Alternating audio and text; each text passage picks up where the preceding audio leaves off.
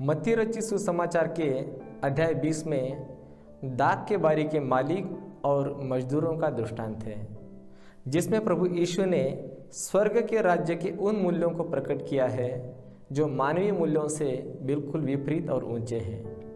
इस खेत का स्वामी अतिरिक्त मजदूरों की ज़रूरत न होने पर भी दिन ढलते समय बाजार में बेरोजगार खड़े लोगों को अपनी बारी में काम पर भेजता है, वह भी संध्या के 5 बजे के समय।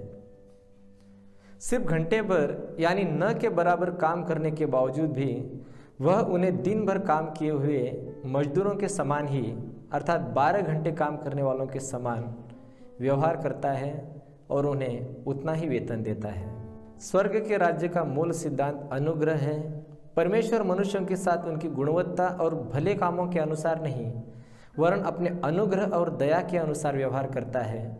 वह हर एक मनुष्य को, चाहे वह बुद्धिमान हो चाहे अज्ञानी, चाहे वह पुरुष हो चाहे स्त्री, प्रभु प्रथम एक मनुष्य को एक मनुष्य के रूप में ही देखता है।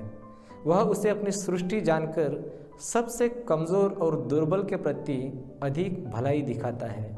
इस दुनिया में ऐसे कई लोग हैं जो सोचते हैं कि उनकी मेहनत, उनकी बुद्धिमत्ता के काम, इनके द्वारा वे बड़ी बड़ी उपलब्धियां हासिल करके दुनिया में जो अन्य लोग हैं मानो उन पर वे उपकार करते हैं।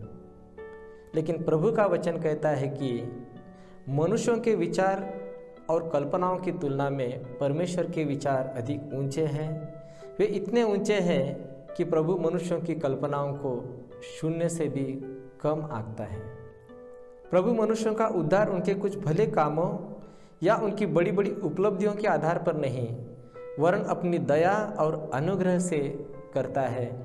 इसी बात को इस दृष्टांत के द्वारा प्रभु यीशु ने सिखाया है। अध्याय 20 वचन 1 से 16 में लिखा है, स्वर्ग का राज्य उस दाख की बारी के मालिक के समान है जो सवेरे इसलिए निकला कि मजदूरों को अपनी दाख की बारी में काम के लिए लगाएं। उसने प्रति मजदूर 1 रुपया प्रतिदिन ठहरा कर उन्हें अपनी दाख की बारी में भेजा। फिर सुबह लगभग 9 बजे जब वह बाहर आया तो दूसरों को बाहर बेकार खड़े पाया और उसने उनसे कहा, तुम भी दाख की बारी में जाओ, जो ठीक है वह तुम्हें भी दिया जाएगा। और वे भी चले गए। फिर 12 बजे, फिर 3 बजे के लगभग वह बाहर निकलकर उसने ऐसे ही कुछ लोगों को देखा। फिर 5 बजे के करीब वह बाहर निकल उसने दूसरों को वहाँ खड़े पाया और उनसे कहा, तुम यहाँ दिन भर क्यों बेकार खड़े रहे? उन्होंने उत्तर दिया, क्योंकि किसी ने हमें मजदूरी पर नहीं लगाया। उसने कहा कि तुम भी बारी में जाकर काम करो। संध्या होने पर दाख की बारी के स्वामी ने प्रबंधक को बुलाकर कहा, मजदूरों को बुलाओ और अंत में आने वाले से आरंभ करके पहले आने वालों तक सबको मजदूरी दे दो। लगभग 5 बजे संध्या के समय जो मजदूरी पर लगाए गए थे, जब वे आए तो उन्हें 1-1 रुपया मिला। जब पहले लगाए गए मजदूर आए तो उन्होंने समझा कि हमें अधिक मिलेगा, परंतु उन्हें भी 1-1 रुपया ही मिला। तब वे दाख के बारी के मालिक के ऊपर बुड़बुड़ाने लगे, ये जो बाद में आए हैं इन्होंने तो 1 ही घंटा काम किया और आपने उन्हें हमारे ही बराबर कर दिया, जिन्होंने दिन भर भार उठाया और कड़ी धूप सही। पर उसने उनसे कहा, हे मित्र, मैं तुम्हारे साथ कोई अन्याय नहीं कर रहा। क्या तुमने मेरे साथ 1 रुपया मजदूरी तय नहीं की थी? जो तुम्हारा है उसे लेकर तुम्हें चले जाना चाहिए। अब मेरी इच्छा यह है कि जितना तुम्हें दिया है उतना ही इस बाद में आने वालों को दूं। क्या मेरे लिए यह उचित नहीं कि जो कुछ मेरा है उससे मैं जो चाहूँ सो करूँ? क्या मेरा उदार होना तुम्हारी आँखों को खटकता है? इस प्रकार जो अंतिम है वे प्रथम होंगे और जो प्रथम है वे अंतिम होंगे।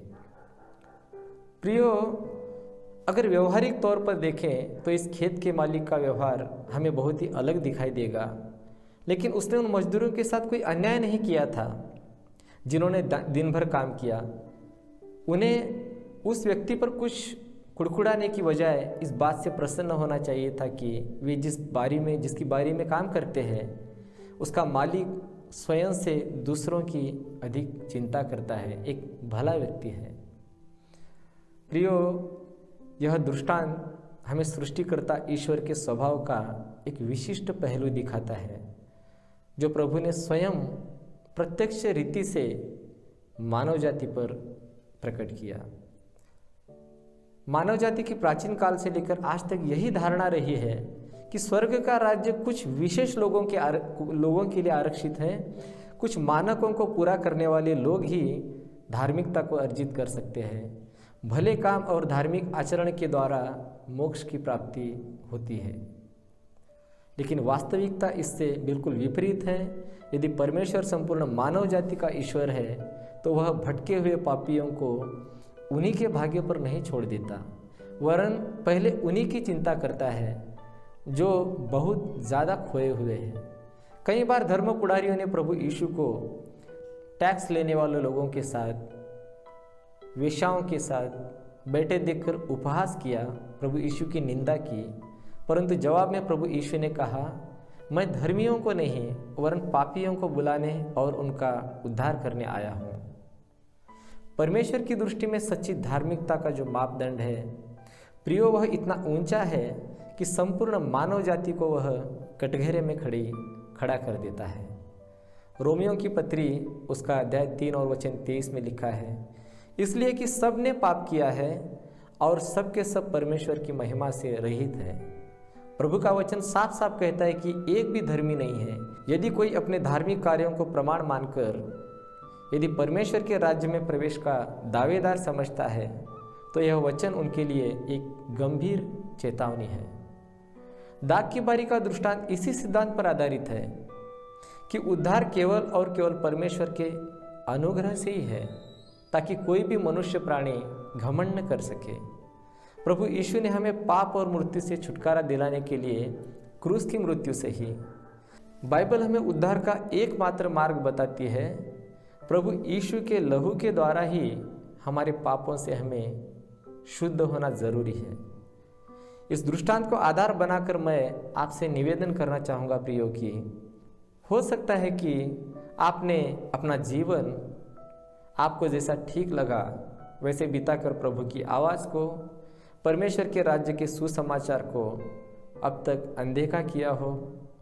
फिर भी यदि आज आप अपने पापों का अंगीकार करके प्रभु यीशु को अपना उद्धारकर्ता मानते हैं, अपने पापों के प्रति पश्चाताप करते रहे, तो यह दृष्टांत आपके लिए है, जो आपको अभी भी उन लोगों के साथ ले जाकर बिठाता है, उन संतों के साथ जिन्होंने पूरा जीवन प्रभु की संगति में, प्रभु की सेवा में बिताया है। प्रभु आपको इन वचनों के द्वारा आशीष दे।